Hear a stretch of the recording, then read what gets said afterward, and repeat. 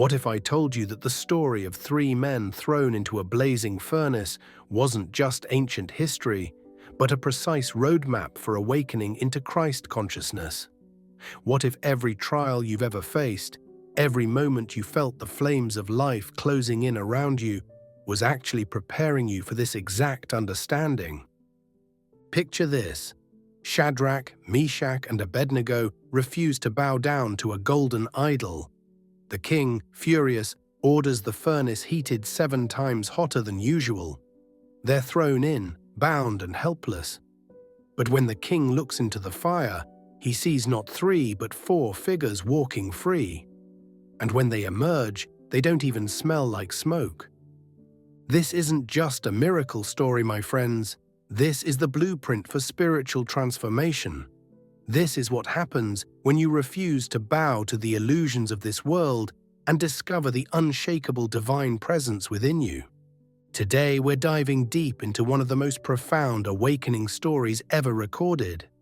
By the end of this video, you'll understand why the fire doesn't destroy you. It reveals who you really are. Let's start with what we know from the historical record. The book of Daniel, chapter 3, gives us this account during the Babylonian exile.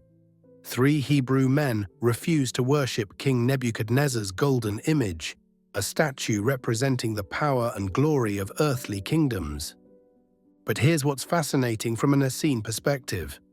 The Dead Sea Scrolls contain multiple references to this story, and the Essenes interpreted it as a teaching about spiritual purification and divine presence. They understood that the furnace represented the trials that purify the soul, and the 4th man as the divine spark that emerges during spiritual crisis. Carl Jung would later identify this same pattern in what he called the individuation process, the psychological journey where we face our deepest fears and emerge transformed. Jung wrote that the privilege of a lifetime is being who you are, but first, we must be willing to enter the furnace of transformation. The early Christian mystics, many influenced by Essene teachings, saw this story as a prefiguration of Christ consciousness, the recognition that the divine presence within us cannot be destroyed by external circumstances. But to understand the real power of this story, we need to look beyond the literal narrative and see the psychological and spiritual blueprint it contains. Shadrach, Meshach, and Abednego represent 3 essential qualities of the awakened soul. In the ancient wisdom traditions, these weren't just names, they were spiritual archetypes. Shadrach represents unwavering faith, not blind belief, but the deep inner knowing that transcends circumstances. This is what the Gnostic texts called gnosis, direct spiritual knowledge. Meshach embodies divine wisdom, the ability to see through illusion and recognize truth. The Essenes called this the spirit of knowledge that allows us to discern between the eternal and the temporary.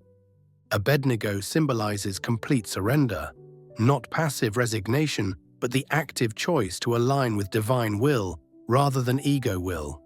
These 3 qualities must be present for true transformation to occur. Without faith, we succumb to fear. Without wisdom, we remain trapped in illusion. Without surrender, we fight against the very process that would free us. Now, that golden statue, that's the ultimate symbol of everything we're tempted to bow down to in this world. In Jungian psychology, this represents what he called the collective shadow, all the false values that society tells us will make us complete. Think about your own life. What golden images do you feel pressure to worship? The image of success that says you must achieve certain milestones to be worthy. The image of perfectionism that whispers you're not enough as you are. The image of materialism that promises happiness through accumulation. The image of conformity that demands you silence your authentic voice to fit in. The Essenes taught that these worldly powers are temporary illusions. They called them the dominion of darkness that keeps souls trapped in spiritual sleep. Jesus himself faced this same test in the wilderness When offered all the kingdoms of the world, the choice is always the same. Will you bow to illusion or stand in truth? The furnace represents what mystics throughout history have called the spiritual fire, the divine energy that burns away everything that isn't truly you. Notice the king orders it heated 7 times hotter. In ancient wisdom, 7 represents completion, wholeness, spiritual perfection. The 7 chakras, the 7 heavens, the 7 stages of consciousness. This isn't punishment, it's purification at the deepest level. Carl Jung understood this principle deeply.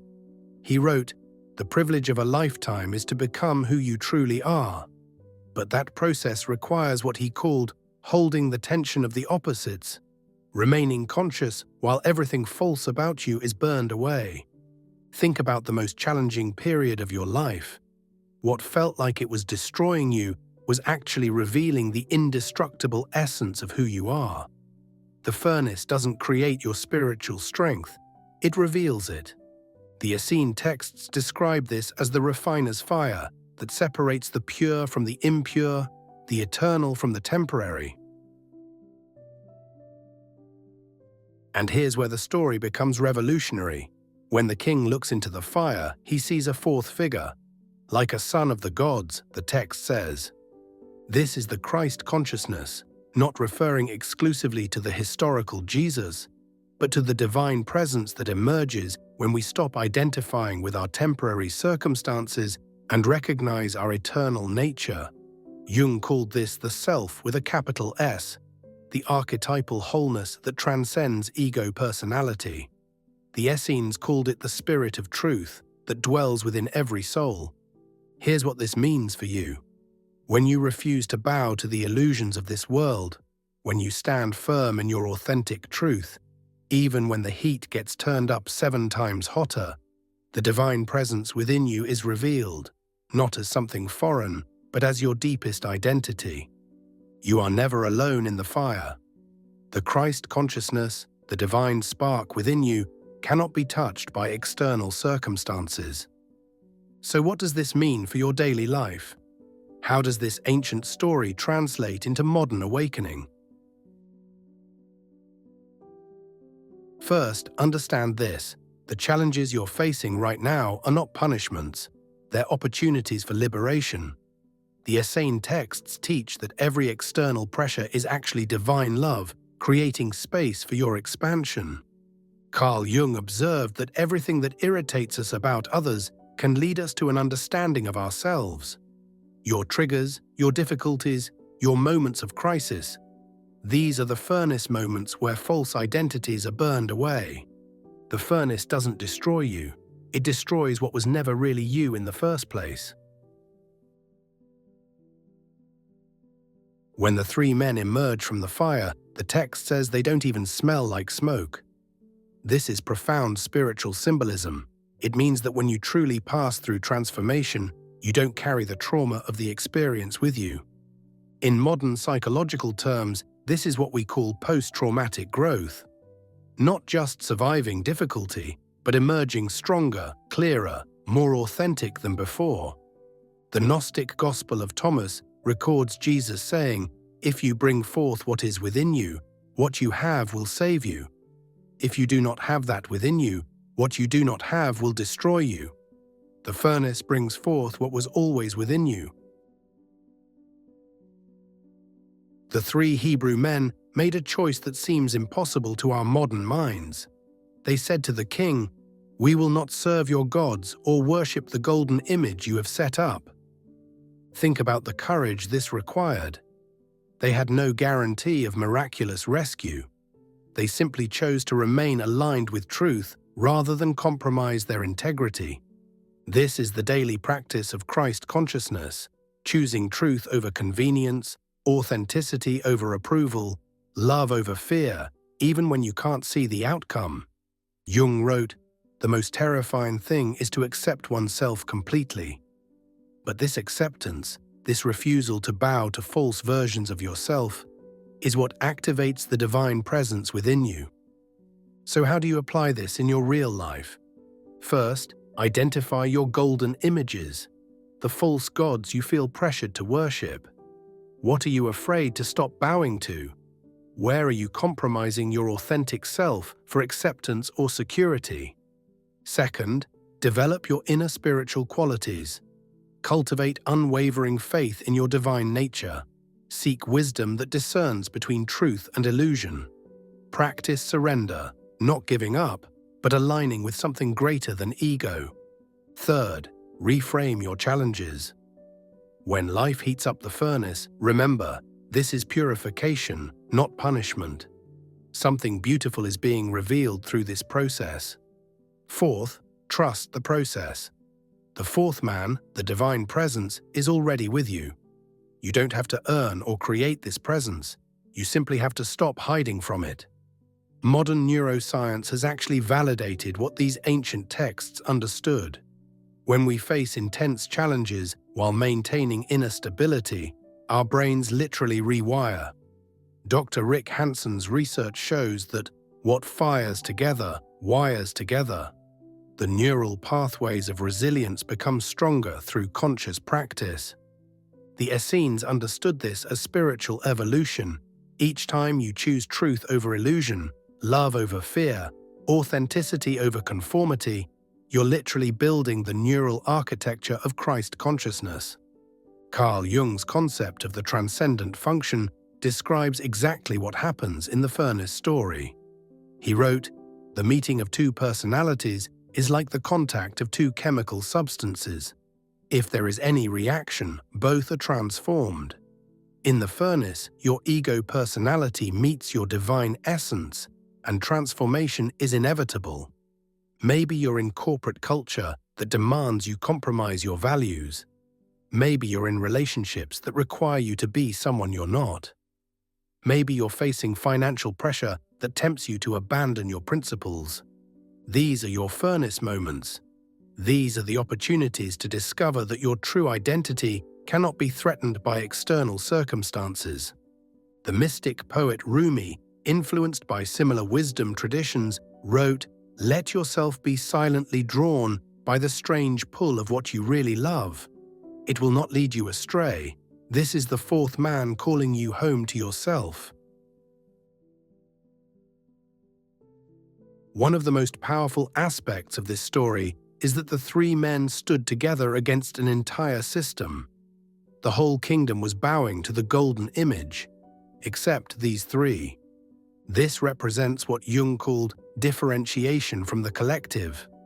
The courage to think independently, to trust your inner guidance even when everyone around you is following a different path. In our age of social media conformity, constant comparison, and collective anxiety, this message is more relevant than ever. You don't have to worship the golden images of contemporary culture. You don't have to bow to the idol of productivity that says your worth depends on your output. You don't have to worship the image of perfection that social media projects. You don't have to serve the god of materialism that promises happiness through accumulation. Your authentic self, your Christ consciousness, is completely immune to these external pressures. Like the three men in the fire, your true identity cannot be touched by the heat of social conditioning. So what does it actually look like to live from this awakened state? How do you embody Christ consciousness in your daily experience? First, you recognize that you are both human and divine. You honor your humanity, your emotions, your needs, your growth process, while staying connected to your eternal essence that transcends circumstances. Second, you stop looking for validation from external sources.